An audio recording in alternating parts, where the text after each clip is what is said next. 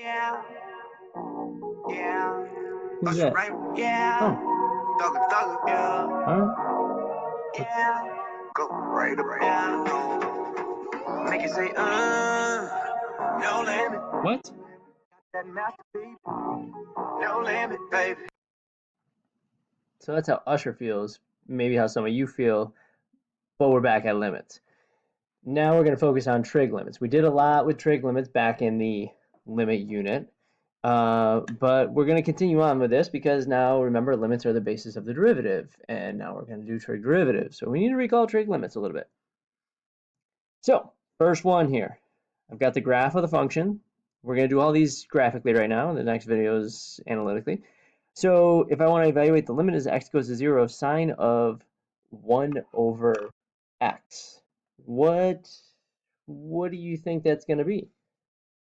What does Usher say? No limit. Got that.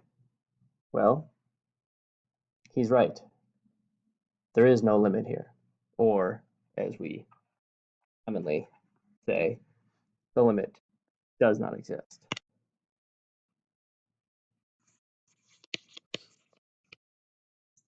But why is that here?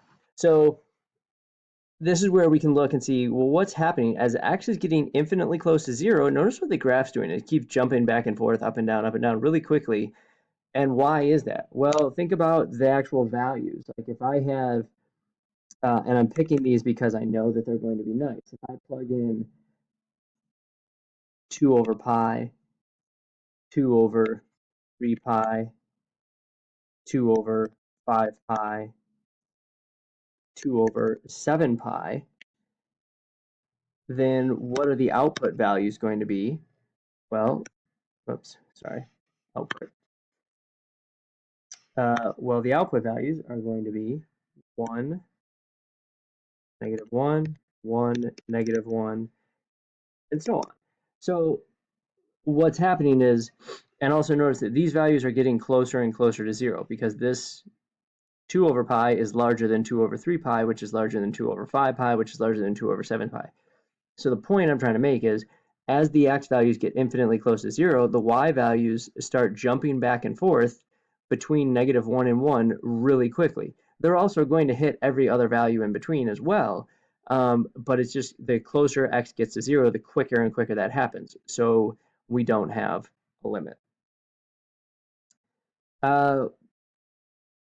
What about the next one here?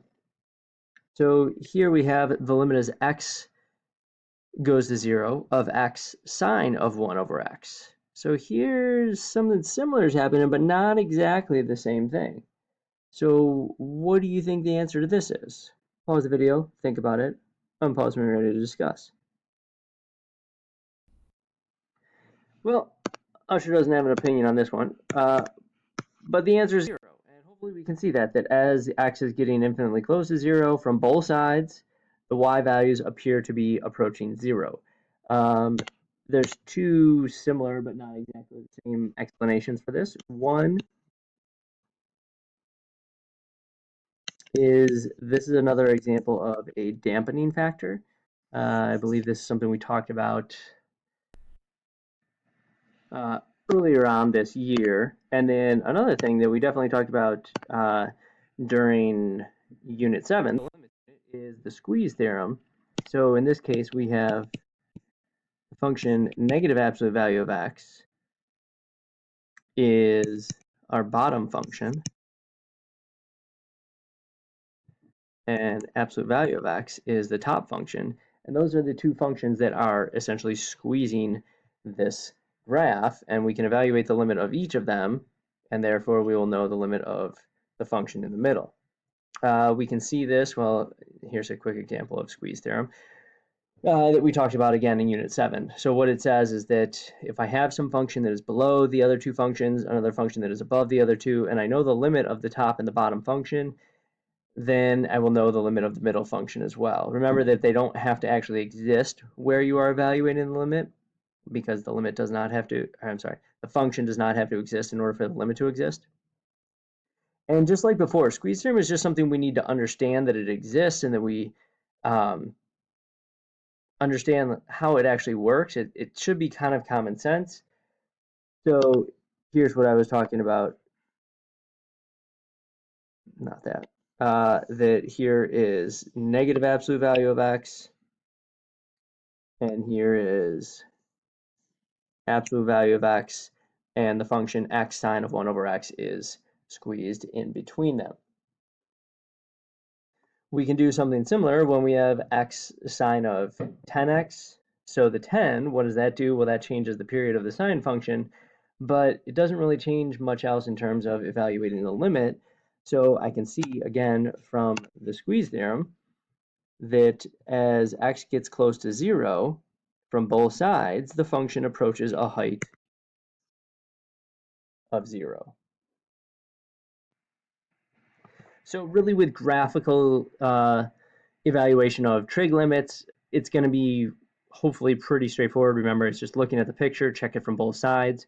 The next video, we're going to look at the analytical techniques, which are going to be a little bit more important. That's where the trig identities are going to come back into play. In terms of graphing, again, with the squeeze theorem, just understand that it exists and how it works. You aren't going to have to figure out what the functions are that are doing the squeezing, and understand what dampening is. And dampening is actually doing the same thing as the squeeze theorem in a way. It's just something multiplied by another function that is going to cause it to contract, basically, or expand, depending on what the function is.